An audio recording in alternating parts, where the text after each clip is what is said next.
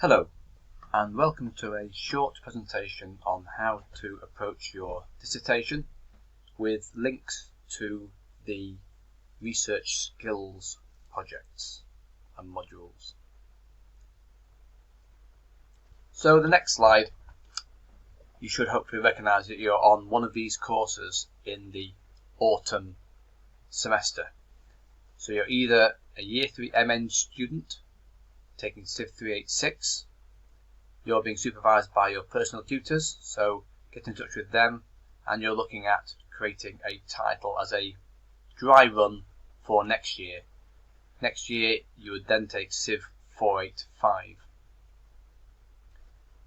If you're a binge student, you're taking 387 and you're using your actual title, working with your actual supervisor and doing a research proposal before continuing on to the same title with your dissertation. If you're on Civ 485, a fourth year MEng this year, you've now got your title, you're being supervised by your supervisor, however you get no more research skills because you did that last year, you need to go back and revise those, and then you've basically got 5 credits of time to work in semester 1 on your dissertation whilst also producing your research proposal. And if you're in 486, you missed the third year, so you are doing both your dissertation with your supervisor but also taking the skills module to bring you up to speed. So let me go on to dissertations very quickly. So we have to do a dissertation. Every student does a dissertation. It's part of the accreditation of the degree. It's a very important part. It's a part we often look at in detail because it's the one true piece of individual work you've done on a unique subject. It's not the same as other modules where lots of people do the same work. So as you can read through this slide, it's not to be of a routine nature and it should stretch you. So it should be creative. It should make you think about how you're going to do the research and how you're going to be intellectually challenged. It's individually assessed and it should be linked where it can to research in the department or some real-world problems. So this, what we call independent research project, or your dissertation, or your final year project, is our mechanism to fulfill this requirement to get an accredited degree. So the aims for the dissertation is to get you working independently, to define a problem and its scope and its boundaries, to do the required research, retrieving data, analysing that data, but very importantly, critically assessing it. So have a look at that word, determining the reliability, validity, relevance and objectivity of the information. You can have a look at that book, which is in Blackboard if you want, as an example. This is the book, linked on Blackboard. Very quickly, going through what you might do, you might review literature once you've got a title, or review literature to try and refine your research question. You've got to decide on the research technique, how you're going to get the information, how you're going to collect some data, how you're going to analyse that data, and how you're going to form conclusions. It's not to be of something of a routine nature, and it could include very different types of investigative element. But the data has to be critically evaluated and analysed, and then you then to come up with some kind of conclusion or recommendation. It could be very different things for different people. So some people might do some numerical modelling or analysis, all deep in computers. We need to make sure you understand what you're doing. It could be some form of parametric study, changing variables. It could be collecting and analysing data. It could be from other research studies, or it could be from real projects. It could be from lab work. It could be from surveys, questionnaires and interviews. But a word of warning,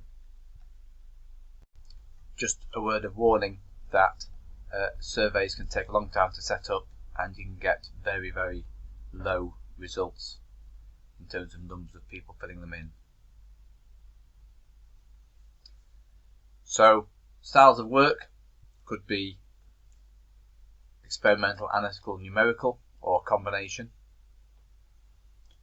The types of projects you might have one you've formulated yourself if you've self-proposed. You might have to find out what your question is going to be. You might have something very specific, so it's a case of getting on and doing the task. You may have something which sounds easy, but when you come down to it, you've actually got to define your research question. So just some flow diagrams from that book, which is worth a reading to have a think about what you're doing. So what are your aims and objectives? For your research proposal, you're going to be summarising your dissertation. You're going to be saying, what's your title? What's your introduction? Your aims, objectives, your methods or your methodology, and then your final features of health and safety and so on. And you can see the template for your research proposal on the relevant Blackboard pages. I like this diagram because it really helps the early part of a dissertation for myself. You've got an initial idea and you do lots of reading, research, looking at journals, looking at all sorts of information, and you might not know exactly what you're doing and why you're reading that, but through thinking and reading you will narrow your research until you get to your final focus of the research. And this could be quite a long task, and this is something you need to discuss with your supervisor and make sure you're clear what you're doing and make sure you're going in the right direction.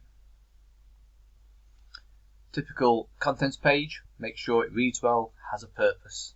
This is for your final dissertation, not for your proposal. Questions to ask yourself all the time. If you can't answer these, then you've really got to step back. These are the big questions. What are you doing? Okay. Why are you doing it? So that's like an extended introduction that will also go in your proposal.